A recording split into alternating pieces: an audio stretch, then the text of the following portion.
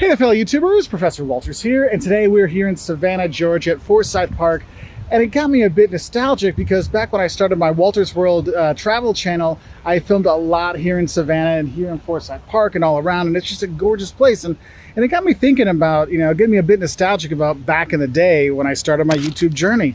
And what I thought I'd do is kind of give you 5 things that I wish I would have known about YouTube when I started off, so I wouldn't be quite as frustrated about certain issues and things that happen when you do YouTube. And I think the first thing I would tell myself, and I'll tell any YouTuber this, is realize that YouTube takes time.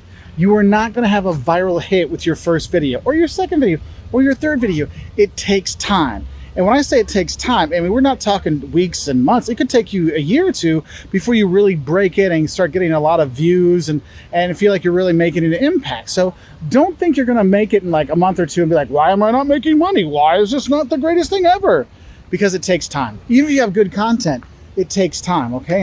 And I think another thing you need to think about is also with that time is also the amount of time that you're going to spend doing this. So editing those videos and getting everything would work, it will suck up a lot of your time. And you got to realize there's no shortcuts to this, all right? You're going to have to work at it. You're going to be spending time. You're going to be working with people. You're going to be doing all kinds of things. But it takes time, and time to do this. Now, the second thing I think new YouTubers should know is don't expect YouTube to pay your bills. Look, YouTube AdSense does not make you a ton of money, okay? It can make you some money, I'm not gonna lie to you, and it can make it so it pays for the hobby that is doing YouTube. But it's not something that you're gonna retire on unless you're getting huge sponsorship deals or you're getting tens of millions of views. Well then, okay, now we're talking some real money, like big money. But in general, for normal YouTubers, you're not busting your bank or blowing up your bank with all this extra YouTube cash. So if you're thinking of doing YouTube and you're thinking about doing it just for the money, I'm gonna tell you right now, there's other things you can do that can help you make more money than just working on YouTube and doing videos. So have that in mind when you are starting out, because I know a year ago when people started working from home a lot more, a lot of YouTube channels popped up and people did 2 or 3 videos and like, I'm not making any money on this. Why am I doing this? Because you don't do YouTube to make money. I'll tell you right now, if you try to do it for money, you're going to burn yourself out. Now, another thing I think is important for any new YouTuber is this. Use all the free help that's out there. Look, you have lots of YouTubers that are helping other YouTubers. People like Nick and Dee Nimmin, they're both doing a great job. You got Roberto Blake, Daryl Eves. There's so many people that are out there helping YouTubers for free with their videos and their tutorials. And yes, you get books and stuff like to help you out. But there's so much free stuff out there. The YouTube Creator Academy that you can learn from how to make better thumbnails, how to make better titles, how to make better content. You can do all that and it's all out there for free. So don't think you have to pay or anything, and don't just try to do it on your own. There are a lot of people out there to help you to learn how to do YouTube, and so don't feel you have to do it on your own. Now, my next word of advice to myself would be don't worry about your sub count. Look, I know the subs is like a vanity thing. Oh, I've got 100,000 subs. I got my first 1,000 subs, or my first 100 subs. You have these numbers that are just numbers. The thing is that when you're looking overall at YouTube, it's not necessarily your sub count that matters. It's your number of views. It's your view duration. How long are people watching? The amount of watch time. When YouTube looks at and how you're gonna, get accepted into the YouTube partnership program, it's 4,000 hours of watch time and yes, 1,000 subscribers. So yes, sometimes subs do matter.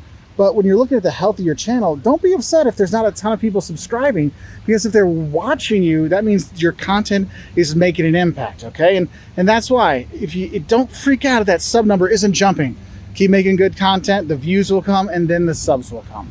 And I think the last word of advice I would give myself when I started this would be have fun with it. Look, whatever you're doing with YouTube, whatever you're like filming, whatever your area of expertise is or fun you're trying to do, make sure you're having fun with it.